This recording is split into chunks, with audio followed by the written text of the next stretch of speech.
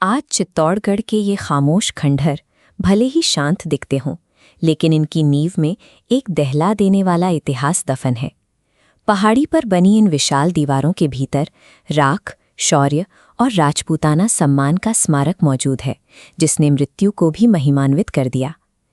13वीं सदी के अंत में मेवाड़ अपने स्वर्ण युग में था।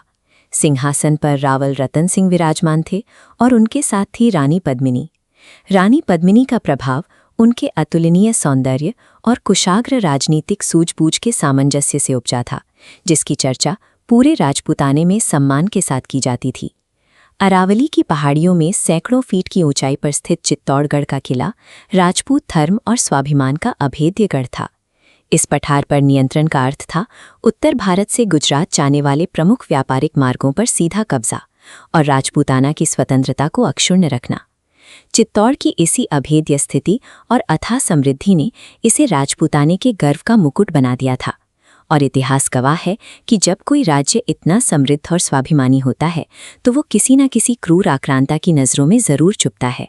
उसी दौरान उत्तर में दिल्ली सल्तनत तेजी से अपने पैर पसार रही थी। कुतुब मीनार की ये भव्य इमारत उस क्रूर सत्ता का प्रतीक थी, जिसका नेतृत्व सुल्तान अलाउद्दीन खिलजी कर रहा था। खिलजी एक ऐसा शासक था जो पूरे भारतीय उपमहाद्वीप को कुचलकर अपने अधीन करने की भूख रखता था। खिलजी के दरबार तक चित्तौड़ की समृद्धि और रानी पद्मिनी के सौंदर्य की कहानियां पहुंचने लगी। सुल्तान का साम्राज्यवादी लालच अब एक व्यक्तिगत उन्माद में बदल चुका था। उसे रानी पद्मिनी को हर हाल में अपनी सत्ता के अधीन करना था। अपने इसी उन्माद को पूरा करने के लिए सुल्तान ने अपनी विशाल सेना को मेवाड़ की ओर कूच करने का आदेश दिया। लाखों सैनिकों के कदमों से उड़ता धूल का विशाल बवंडर राजस्थान के सूखे रेगिस्तान को पार करते हुए चित्तौड़ की ओर बढ़ने लगा।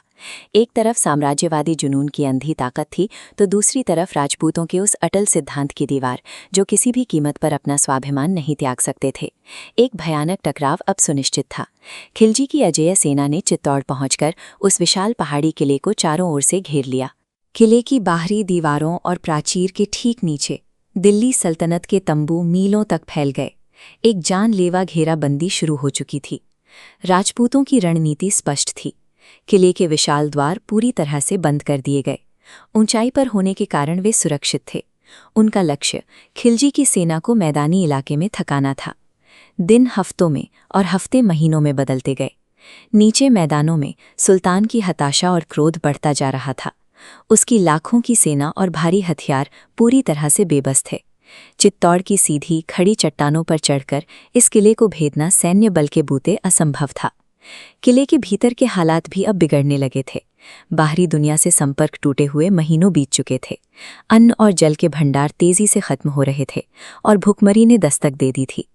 फिर भी किसी भी नागरिक या योद्धा ने हथियार डालने का विचार तक नहीं किया। जब खिलजी को ये समझ आ गया कि भूगोल और राजपूतों के हौसले को कोरी ताकत से नहीं तोड़ा जा सकता, तो उसने छल और मनोवैज्ञानिक कूटनीति का ऐसा रास्ता चुना जिसने पूरे युद्ध की दिशा बदल दी। खिलजी ने चित्तौड़ के दरबार में एक झूठा शांति प्रस्ताव भेजा। उसने शर्त रखी कि अगर उसे केवल एक बार दर्पण में रानी पद्मिनी का प्रतिबिंब दिखा दिया जाए तो वो घेराबंदी खत्म करके अपनी सेना दिल्ली लौटा लेगा। भीषण युद्ध को टालने के लिए भारी मन से राजपूतों ने ये प्रस्ताव स्वीकार किया। किले के बीचों बीच स्थित इस जल महल के भीतर एक असहज शांति के बीच सुल्तान को लाया गया और उसे दर्पण में रानी की परछाई दिखाई गई। लेकिन सुल्तान के मन में धोखा था। जैसे ही रावल रतन सिंह अतिथि सत्कार की परंपरा निभाते हुए खिलजी को किले के द्वार तक छोड़ने गए, बाहर छिपे खिलजी के सैनिकों ने अचानक हमला कर दिया। उन्होंने मेवाड़ के राजा को बंदी बनाया और अपने शिविर में खींच ले गए। अपने राजा को दुश्मन के चंगुल से छुड़ाने के लिए गोरा और बादल जैसे वीर सेनापतियों ने एक भयंकर और अचूक जवाबी हमला किया। उन्होंने महिलाओं के भेष में पालकियों में बैठकर सुल्तान के खेमे में प्रवेश किया और अपनी जान पर खेलकर रावल रतन सिंह को सुरक्षित बाहर निकाल लिया। राजा तो किले में लौट आए, लेकिन इस बचाव अभियान में मेवाड़ ने अपने सबसे बेहतरीन योद्धा खो दिए। चित्तौड़ की रक्षा पंक्ति अब बुरी तरह टूट चुकी थी। अब तय हो चुका था कि ये युद्ध अंतिम सांस तक लड़ा जाएगा। आखिरकार वो काला दिन आ गया जब चित्तौड़ के दरवाजे टूटने लगे। राजपूत सेना की संख्या नाम मात्र रह गई थी। खिलजी की विशाल सेना के सामने अब किले का पतन एक निश्चित परिणाम की ओर बढ़ रहा था।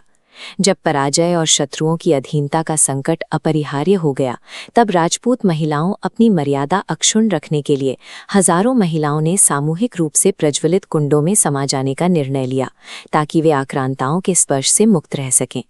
रात के अंधेरे में खामोश और दृढ़ जुलूस निकला। रानी पद्मिनी के नेतृत्व में हजारों राजपूत महिलाएं पूरे श्रृंगार के साथ किले के नीचे बने विशाल अग्निकुंडों की ओर बढ़ चली। आग की विशाल लपटें आसमान की ओर उठने लगीं और देखते ही देखते वे सभी उसमें समा गईं। महिलाओं ने अपनी देह को भस्म कर दिया, लेकिन खिलजी के हाथों में कभी नहीं पड़ी। उन्होंने सुल्तान के विकृत अहंकार पर सबसे भयानक प्रहार किया और पूर्ण शारीरिक बलिदान देकर एक सर्वोच्च विजय प्राप्त की। पीछे छूट गए राजपूत पुरुषों के पास अब बचाने के लिए कुछ नहीं था। उनके परिवार राख में बदल चुके थे। रावल रतन सिंह और उनके मुट्ठी भर सैनिकों ने केसरिया बाना पहन लिया। केसरिया वस्त्र इस बात का प्रतीक थे कि अब वे मृत्यु को गले लगाने जा रहे हैं और जीवित लौटने की कोई गुंजाइश नहीं है। अगली सुबह किले के ये विशाल दरवाजे हमेशा के लिए खोल दिए गए। हर हर महादेव के गगनभेदी नारों के साथ मुट्ठी भर राजपूत योद्धा खिलजी की लाखों की सेना पर टूट पड़े।